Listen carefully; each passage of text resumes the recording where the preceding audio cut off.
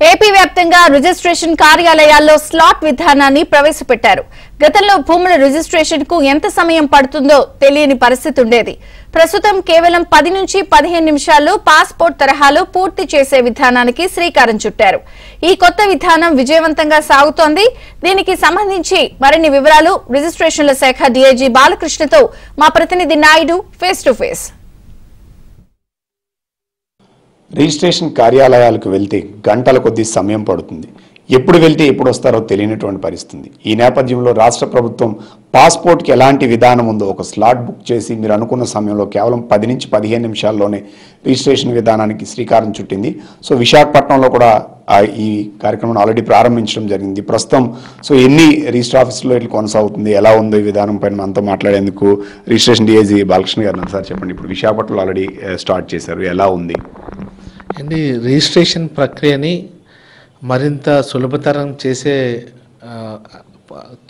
చేయాలన్న ఒక ఉద్దేశంతో మన గవర్నమెంట్ వారు రిజిస్ట్రేషన్ స్టాంప్స్ డిపార్ట్మెంట్ ఈ స్లాట్ బుకింగ్ విధానాన్ని స్టార్ట్ చేయడం జరిగింది.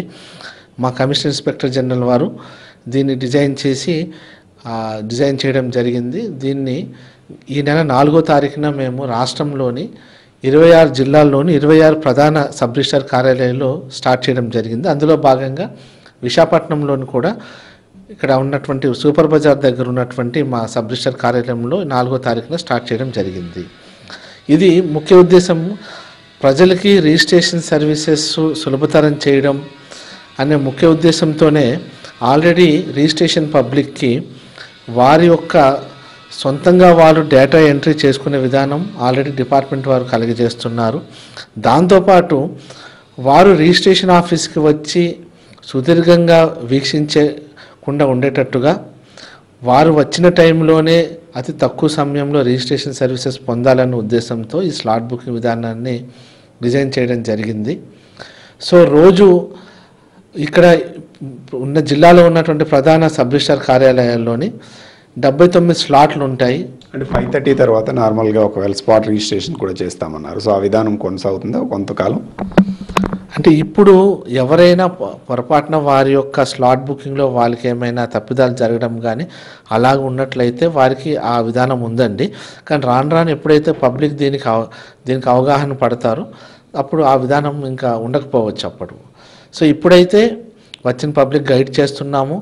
ఇప్పుడు రోజు 4వ తారీఖు మొదలనుకుని ఈరోజు 2వ రోజు అయినటువంటి రిజిస్ట్రేషన్లో 95% రిజిస్ట్రేషన్ స్లాట్ బుకింగ్ ద్వారానే జరిగాయి. సో ఇది చెప్తున్న ప్రస్తుతం రాష్ట్ర వ్యాప్తంగా అమలు చేస్తున్నటువంటి స్లాట్ బుకింగ్ విధానం ద్వారా దాదాపుగా అన్ని రిజిస్టర్ కార్యాలయాలు అంటే ఇప్పుడు ఆల్రెడీ పైలట్ ప్రాజెక్ట్ కింద కొన్ని చోట్ల రన్ చేస్తున్నారు. మిగతా వాటిలో కూడా భవిష్యత్తులో పూర్తి స్థాయిలో చేస్తాము. అయితే ఇది ఖచ్చితంగా ఇప్పుడు ఏదైతే పాస్పోర్ట్ తరహాలో అంటే డాక్యుమెంట్స్ కానీ మిగతా వెరిఫికేషన్ అని పెట్టేటప్పుడే ఖచ్చితంగా అన్ని చెక్ చేస్తాం కాబట్టి ఎలాంటి ఇబ్బందులు ఉండవు. ఒకవేళ ఇబ్బందులు వచ్చినా వాళ్ళు మళ్ళీ అదే రోజు సాయంత్రం 5:30 తర్వాత చేసుకునే విధానాన్ని కల్పిస్తున్నాం. ఇది ఖచ్చితంగా అంటే తక్కువ సమయంలో అంటే రిజిస్టర్ ఆఫీస్కి వచ్చిన తర్వాత ఎక్కువ సమయం వేచి ఉండకుండా ఎవరైతే ఈ రిజిస్ట్రేషన్ చేసుకుంటారో వాళ్ళకి ఇబ్బందులు లేకుండా చేసే విధానంగా సులభతరం చేసే విధానంగా ఈ విధానాన్ని ప్రవేశపెట్టామని చెప్తున్నారు.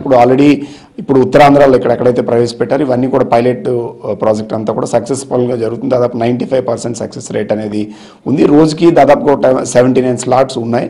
ఇవేంటంటే మొన్న ఫస్ట్ రోజే దాదాపు 50కి పైగా చేసినటువంటి పరిస్థితి. మిగతా కూడా క్రమంగా అలవాటు పడే కొద్ది వచ్చే వాళ్ళకి కూడా ఎలా ఉంటాయి, అసలు ఎలా రిజిస్ట్రేషన్ చేసుకోవాలి, ఒకవేళ ప్రాసెస్ ఏంటి, వీటిపైన అవగాహన కల్పించడంతో పాటుగా బ్రోచర్ విధానాన్ని కూడా తీసుకొచ్చాం. సింపుల్గా చేసుకోవడానికి అయితే పూర్తి స్థాయిలో రిజిస్ట్రేషన్ శాఖ అన్ని రకాల ఏర్పాట్లు చేస్తుందని చెప్తున్నారు. వీడియో రాజశేఖర్.